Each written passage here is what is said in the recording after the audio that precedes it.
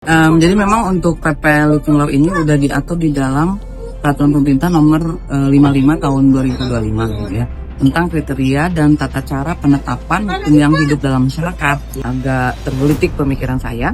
Pasal di dalam PP itu ada yang menyebutkan bahwa setiap orang siapapun, mau warga adat ataupun mau warga non adat yang melakukan tindak pidana adat di daerah itu, maka berlakulah si PP ini kan gitu, atau berlakulah si Perda itu.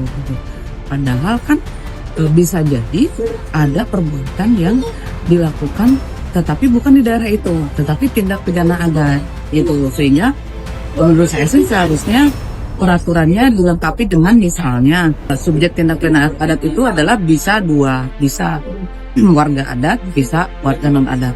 Hanya saja PP itu hanya mengatur setiap orang yang melakukan tindak pidana di wilayah adat gitu. Tidak memberikan batasan setiap orang itu siapa, apakah warga adat atau warga non adat. Lalu yang saya tangkap ketika berbicara mengenai penyelesaian tindak pidana itu seolah-olah bahwa lembaga adat itu merupakan bagian dari pihak yang menyelesaikan, bukan peradilan adat yang selama ini menyelesaikan gitu. Jadi artinya seolah-olah bahwa persoalan tindak pidana adat yang terjadi di wilayah itu memang diselesaikan oleh negara gitu pada akhirnya gitu. Jadi lembaga adat itu hanya sebagai bagian dari pihak yang menyelesaikan, bukan lembaga yang memang berwenang untuk menyelesaikan tindak pidana.